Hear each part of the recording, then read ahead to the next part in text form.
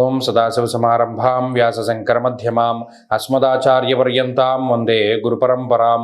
జ్యోతిషాస్త్రాన్ని భావితరాల వారికి ప్రసాదించిన ఋషుల యొక్క పాదపద్మాలకి నమస్కారం చేసుకుంటూ, అలాగే నాకు ఈ జ్యోతిష విద్యను నేర్పిన గురువర్యులు జ్యోతిష బ్రహ్మ కీర్తిశేషులు శ్రీ ఈరంకి సూర్యనారాయణమూర్తి గారు, సూర్యశ్రీ దైవజ్ఞ గారి యొక్క పాదపద్మాలకి నమస్కారం చేసుకుంటూ, ఓం శ్రీ మహాగణాధిపతి నమః, శ్రీ గురుభ్యో నమః, హరి ఓం.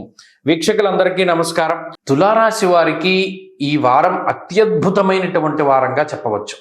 కారణం ఏమిటి అంటే, ఒకేసారి యోగించేటువంటి గ్రహాల యొక్క సంఖ్య పెరిగింది. మీరు గమనించండి, కుజుడు యోగిస్తూ ఉన్నారు, గురుబలం ఉన్నది, శని యోగిస్తూ ఉన్నారు, చంద్రబలం ఉన్నది, శుక్రుడు యోగిస్తూ ఉన్నారు, బుధబలం ఉన్నది. తర్వాత ఈ వారం తర్వాత రవి బలం కూడా పెరుగుతుంది. దానితోటి 7 గ్రహాలు మొత్తం తులారాశి వారికి యోగిస్తాయి. అంటే మెజారిటీ గ్రహాలన్నీ యోగిస్తూ ఉన్నప్పుడు ఆ గ్రహస్థితి చాలా అద్భుతంగా పనిచేస్తూ ఉంటుంది. ఉదాహరణకి ఈ వారంలో ఉండేటువంటి పరిస్థితులను కనుక గమనిస్తే, అటు తృతీయ స్థానంలో కుజుడు యోగించడం వల్ల విత్తలాభస్తదారోగ్య అన్నారు. ప్రధానంగా ఆర్థికాభివృద్ధిని సూచించేటువంటి గ్రహస్థితి, ఆరోగ్యాభివృద్ధిని సూచించేటువంటి గ్రహస్థితి.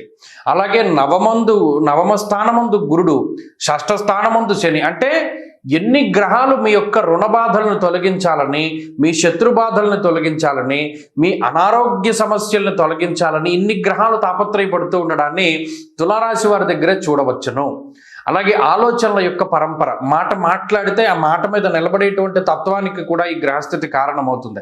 అంటే సరదాగా ఏదో మాట అనేస్తాము, కానీ ఈ గ్రహస్థితి ఎటువంటిది, మీరు అన్నది జరిగేలా చేస్తుంది. ఇప్పుడున్నటువంటి గ్రహస్థితి, నేను పలానా టైంకి అక్కడికి వస్తాను అంటే నిజంగా మీకు వెళ్ళవలసిన ఉద్దేశం లేకపోయినప్పటికీ ఆ సమయానికి ఎందుకో అక్కడికి ఉంటారు. అది అంటే మీ మాట తీసేయనివ్వదు గ్రహస్థితి. అలాగే మానసిక సంతోషానికి కారణమవుతుంది. ముఖ్యంగా నూతనమైనటువంటి గృహములు, వాహనములు, వస్త్రములు, వస్తువులు, బంగారు ఆభరణాలు, ఇటువంటి వాటికి సంబంధించిన అమ్మకాలు లేదా కొనుగోలుకి విషయాల్లో ఏదైనా సందిగ్ధతలు ఉంటే అవన్నీ తొలగిపోతాయి. చక్కగా వాటి యొక్క అమ్మకాల కొనుగోలు చాలా చక్కగా ముందుకు సాగుతూ ఉంటాయి. అలాగే మానసికమైనటువంటి ప్రశాంతత పెరుగుతూ ఉంటుంది. ఉద్యోగ సంబంధమైనటువంటి ఒడిదుడుగులు తగ్గుతాయి. వ్యాపార పరంగా లాభం చేకూరుతూ ఉంటుంది. అలాగే ఆదాయ మార్గాలు పెరుగుతాయి. ఇప్పటివరకు సంపాదించేటువంటి సంపాదన కన్నా ఎక్కువ సంపాదించగలుగుతారు. ఎక్కువ రకాలుగా అంటే రకరకాలైనటువంటి ఆదాయ మార్గాల్లో సంపాదించుకోగలుగుతారు.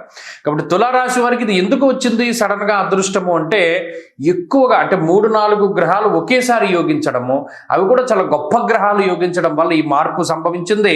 ఇది మీరు ఖచ్చితంగా గమనిస్తారు. గత 2 వారాలతో పోల్చుకుంటే ఈ వారంలో మానసిక ప్రశాంతత, ఆరోగ్యము, కుటుంబ ఆర్థిక ఆరోగ్య విషయాలు చాలా బాగుంటాయి.